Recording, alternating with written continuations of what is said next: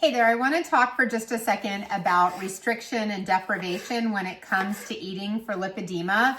It's something that really seems to be so pervasive, and it seems like so many women feel like they need to avoid entire food groups, or I hear all the time, that we shouldn't be eating that. And how do we know that you shouldn't be eating that? Do you have biomarkers that are telling you shouldn't be eating that? Because otherwise, you're cutting out entire food groups, which equates to nutrition. There are specific food groups that tend to be a bit more inflammatory. However, that doesn't necessarily mean it's going to be inflammatory for you. And whenever you take something out of your eating routine, that means that you're putting something else in its place. And the more important question is that something that you're replacing it with healthier? So that's kind of my first question. But the second thing is there a test that we can do to figure out if that's a food that truly is impacting you? And if so, why don't we do that so you have more definitive answers and you can be a scientist in your own body instead of using somebody else's information and seeing how that puzzle piece fits for you. I can tell you that back in the day when I was heavily ingrained in diet culture, I would try every new diet out there and restrict, and it didn't get me anywhere except for more overweight. I was over 300 pounds when I was dieting the most. And that is just heartbreaking because I was restricting more then than I do now.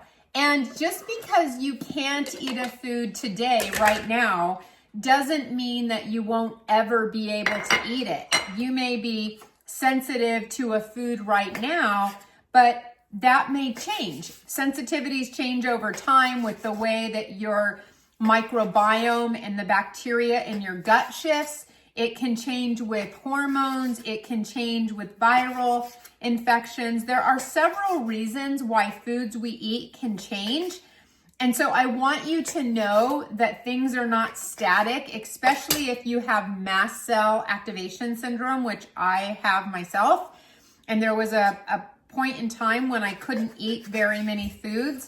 But now I can eat a lot more things because I've sort of worked on my gut and learned to control certain foods that really impact my histamine level. So my point is, it's a little bit different for everybody, and it's not good to borrow the science of somebody else's body and try and make that fit for you.